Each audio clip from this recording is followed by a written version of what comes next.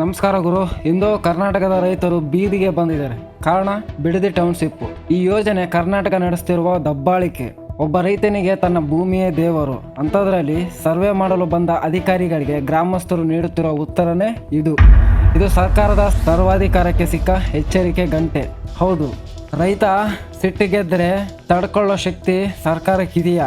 ರೈತ ಸಿಟ್ಟಿಗೆದ್ರೆ ಏನಾಗುತ್ತೆ ಅನ್ನೋದಕ್ಕೆ ಇದು ಒಂದು ಟ್ರೈಲರ್ ಅಷ್ಟೇ. ಪಿಕ್ಚರ್ ಇನ್ನು ಬಾಕಿ ಇದೆ. ಬಿಡದಿ ಟೌನ್ಶಿಪ್ಗಾಗಿ JMC ಸರ್ವೆ ಮಾಡಲು ತೆರಳಿದ್ದ ಅಧಿಕಾರಿಗಳಿಗೆ ಮಂಡಳಹಳ್ಳಿ ಗ್ರಾಮದಲ್ಲಿ ರೈತರಿಂದ ಪೊರಕೆ ಮತ್ತು ಕಲ್ಲೇಟಿನ ಸೇವೆ ಮಾಡಲಾಗಿದೆ.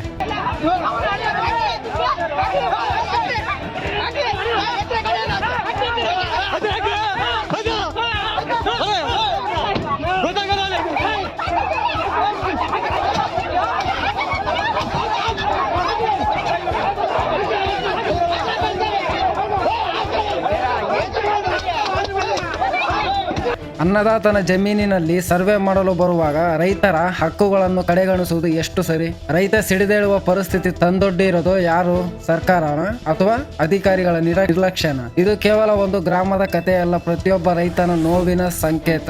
ಈ ಪರಿಸ್ಥಿತಿಯಲ್ಲಿ ರೈತರು ಏನ್ ಮಾಡಬೇಕು? ಒಗ್ಗಟ್ಟು ಪ್ರದರ್ಶಿಸಬೇಕು. ವೈಯಕ್ತಿಕ ಹೋರಾಟಕ್ಕಿಂತ ಸಂಘಟಿತ ಹೋರಾಟ ಹೆಚ್ಚು ಪರಿಣಾಮಕಾರಿಯಾಗಿರುತ್ತೆ. ಗ್ರಾಮಸ್ಥರು ಒಂದಾಗಿ ಕಾನೂನುಬದ್ಧವಾಗಿ ತಮ್ಮ ಹಕ್ಕನ್ನು ಪ್ರತಿಪಾದಿಸಬೇಕು. ಮಾಹಿತಿ ಹಕ್ಕು ಬಳಸಿ. ಟೌನ್ಶಿಪ್ ಯೋಜನೆಯ ಸಂಪೂರ್ಣ ವಿವರವನ್ನು ಪಡೆಯಲು RTI ಮಾಹಿತಿ ಹಕ್ಕು ಅಡಿಯಲ್ಲಿ ಮಾಹಿತಿಯನ್ನ ಕೇಳಿ. ಕಾನೂನು ನೆರವು. ಭೂ ಸ್ವಾಧೀನ ಕಾಯ್ದೆಯ ಅಡಿಯಲ್ಲಿ ನಿಮ್ಮ ಹಕ್ಕುಗಳೇನು ಎಂಬುದನ್ನು ತಿಳಿದುಕೊಳ್ಳಲು ವಕೀಲರ ಸಲಹೆ ಪಡೆಯಿರಿ. ಶಾಂತಿಯುತ ಪ್ರತಿಭಟನೆ. ಹಿಂಸಾಚಾರಕ್ಕಿಂತ ಶಾಂತಿಯುತವಾಗಿ ತಮ್ಮ ಪ್ರತಿಭಟನೆಯನ್ನು ಜಿಲ್ಲಾಧಿಕಾರಿಗಳ ಕಚೇರಿವರೆಗೂ ಕೊಂಡೊಯ್ಯಬೇಕು ಅನ್ನೋದು ನನ್ನ ಒಂದು ಅನಿಸಿಕೆ. ಸರ್ಕಾರವೇ ಗಮನಿಸಬೇಕಾದ ವಿಷಯ ಇದು. ಅನ್ನದಾತನ ಕಣ್ಣೀರು ಶಾಪವಾಗದಿರಲಿ ಮುಂದೆ ನಿಮ್ಗೆ.